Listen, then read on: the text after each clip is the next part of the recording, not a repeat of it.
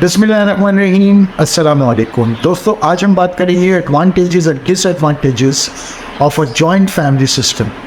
ये एक बहुत ही सेंसिटिव और बहुत ही इम्पोर्टेंट टॉपिक है।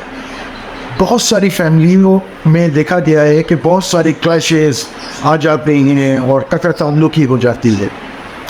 तो इसलिए ये टॉपिक इम्पॉर्टेंट है हर मर्द और हर औरत के लिए ये जानना कि जॉइंट फैमिली सिस्टम के क्या एडवांटेजेस हैं, क्या डिसएडवांटेजेस हैं और क्या हमें राहें अपनाना चाहिए, आया साथ रहना भी चाहिए या अलग रहने में आफियत है। ये सब जानेंगे हम अपनी आज की इस वीडियो।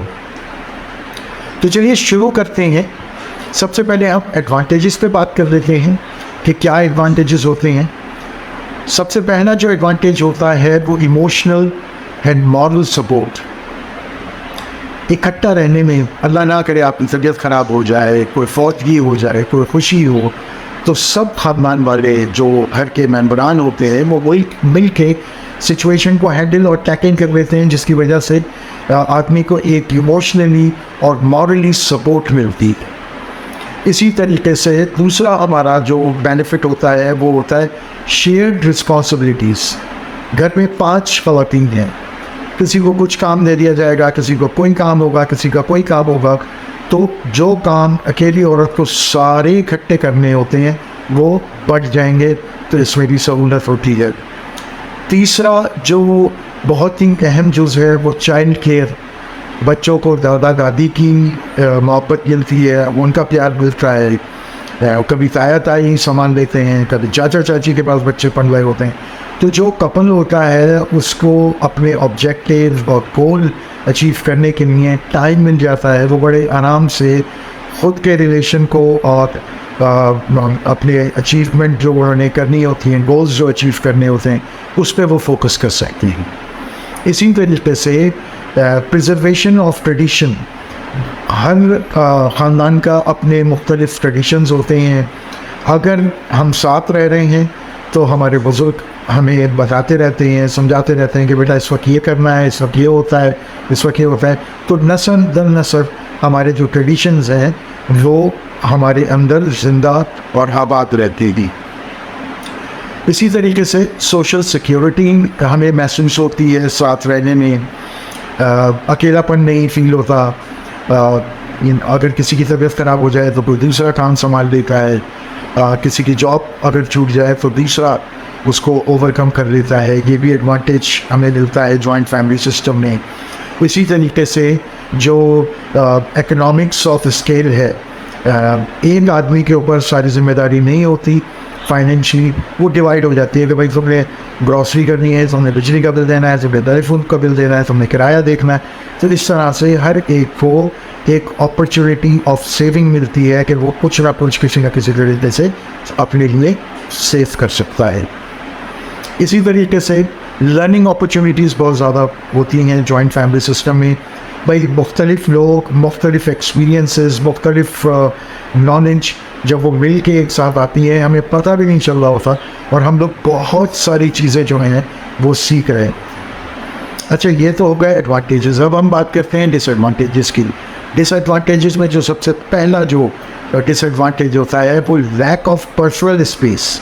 स्पेशली जो नया कपल होता है, बहुत सारी ख्वाहिशात होती हैं, बहुत सारी जज्बात होती हैं। लड़की मिसाल के तौर पर चाह रही है कि मैं नाइट सूट पहन के घर में घूमूँ, वो नहीं घूम सकती क्योंकि सास ससुर मौजूद है, जेठ मौजूद है, देवर मौजूद है।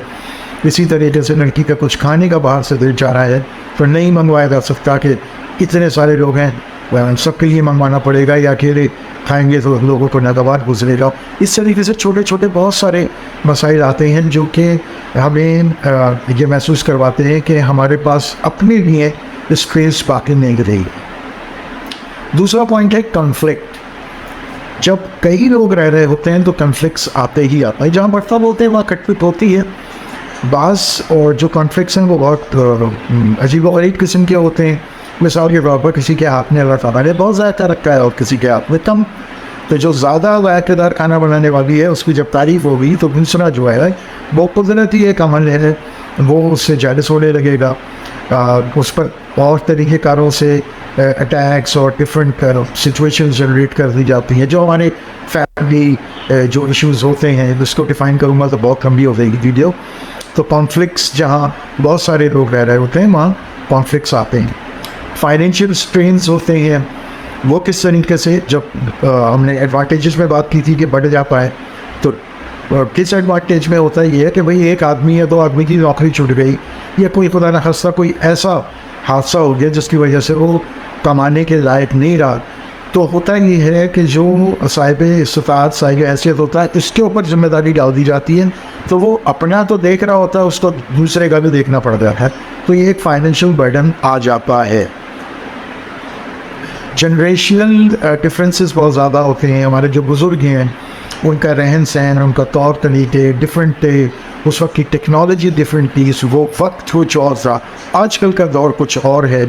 तो इसमें बड़ा क्लैशेस आते हैं, इसमें बड़ा प्रॉब्लम आती है कि जो जनरेशनल डिफरेंसेस हैं उसको मैनेज करना बड़ा दिक्कत और परेशानी होती है, जो कि बहुत बड़े बड़े डिज़ास्टर्स में तब्दील हो जाता है। जैसे लड़की अगर